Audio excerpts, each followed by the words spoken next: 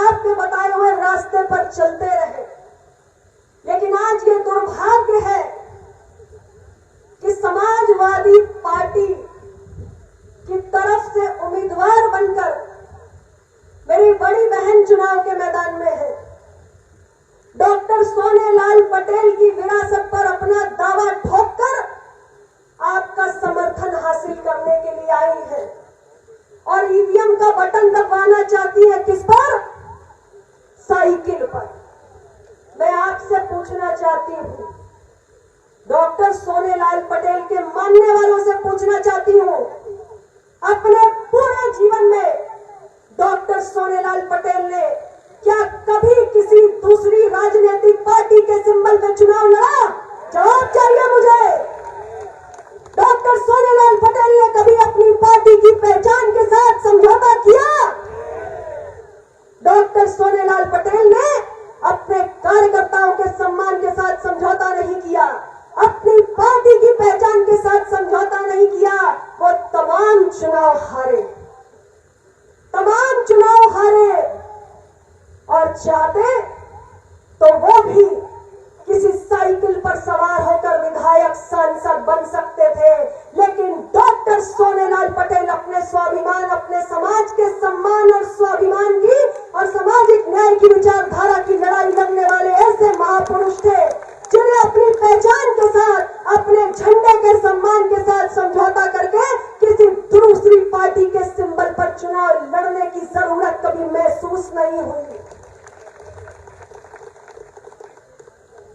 लेकिन आज उनकी बेटी, मेरी बड़ी बहन, समाजवादी पार्टी के सिंबल पर चुनाव लड़ने के लिए आई है।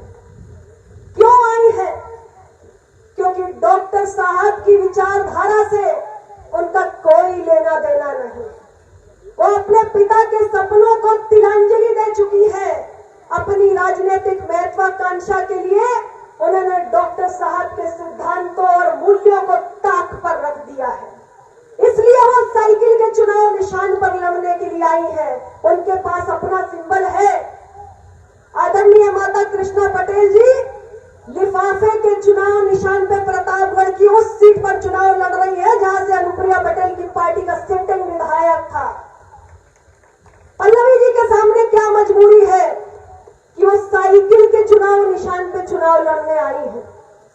जिस समाजवादी पार्टी के नेतृत्व के पीछे चलने का उन्होंने काम किया है, उस समाजवादी पार्टी ने अपना दल को हमेशा नुकसान पहुंचाया है।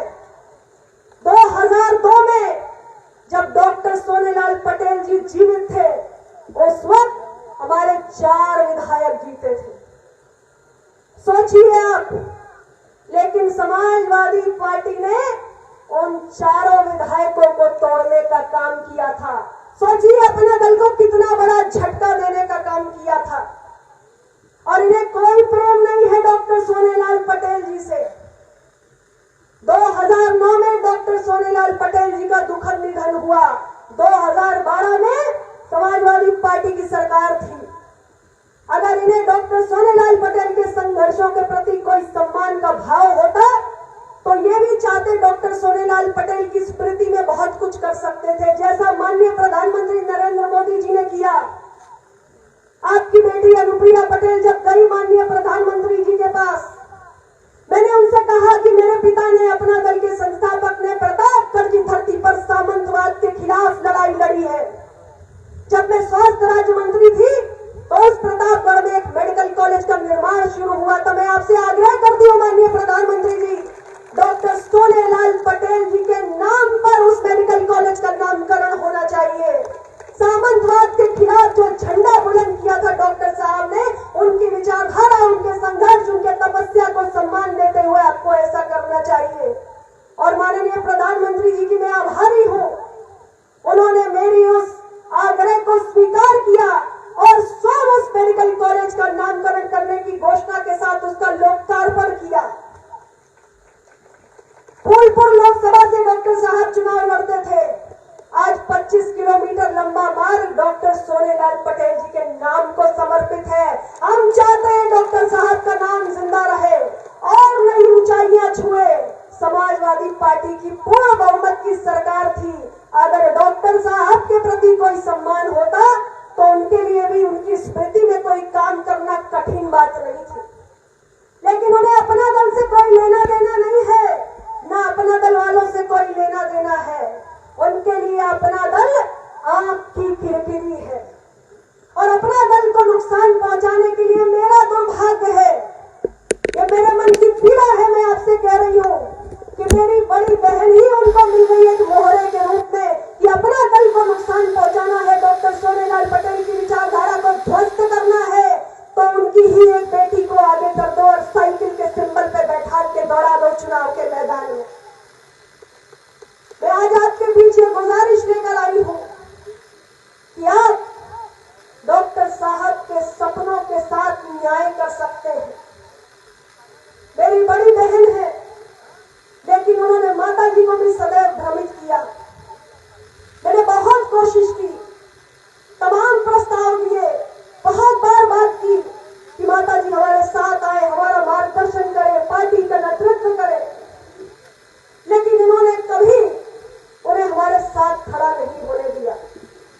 इन्होंने माता जी को भी बाध्य किया पिछला लोकसभा चुनाव कांग्रेस के चुनाव निशान पर लड़ने के लिए। आदरणीय माता जी ने भी डॉक्टर साहब के जीवन काल में चुनाव लड़े, लेकिन कभी किसी दूसरी पार्टी के सिंबल पर चुनाव नहीं लड़ा। हमने बहुत प्रयास किया और मैं आज भी इस मन से कहती हूँ कि माता जी हमारा मार्गदर्शन करें, हमारी पार्टी का नेतृत्व करें, हमें कोई कष्ट नहीं है। लेकिन मेरी बहन ये होने नहीं देती, वो सदैव उनको भ्रमित करती है।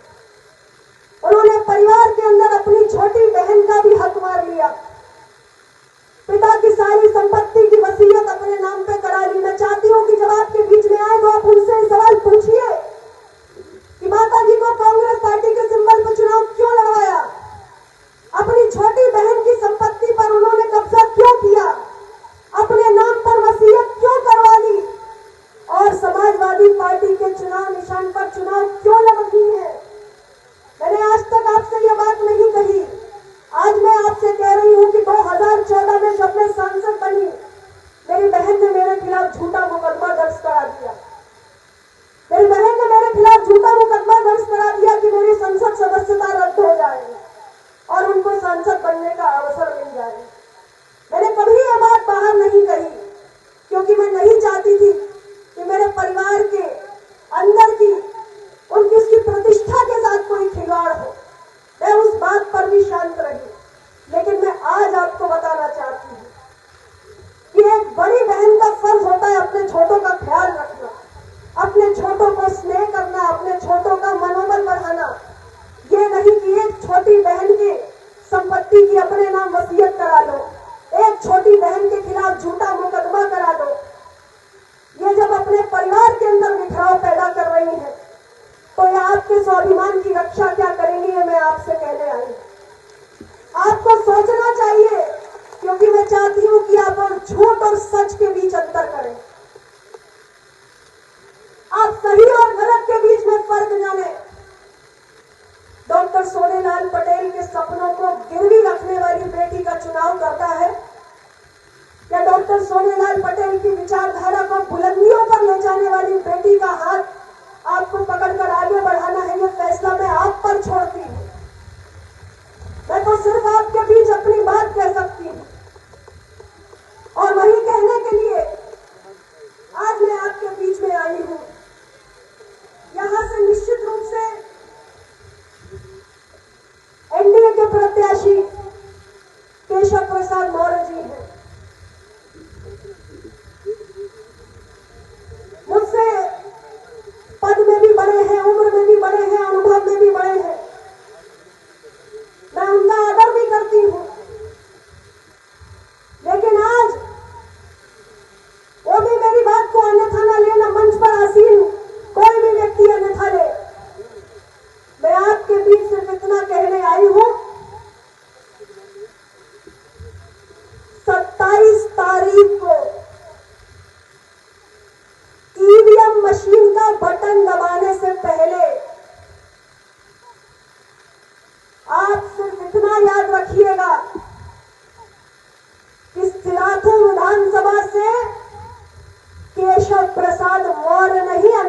पटेल चुनाव लड़ रही है। अनुप्रिया पटेल जिंदाबाद, अपना दल भाजपा अगर जिंदाबाद। मेरा संघर्ष और मेरी 13 वर्षों की तपस्या में ईमानदारी है तो ईवीएम का बटन एनडीए उम्मीदवार के पक्ष में ही पड़ेगा। आपको यह तय करना है कि आप एक ऐसी बेटी को अपना दल का संघर्ष सौंपना चाहते हैं जिसने पिता के सिद्धांतों की ऐसी की तैसी करके रख दी, या ऐसी बेटी का हाथ मजबूत करना चाहते हैं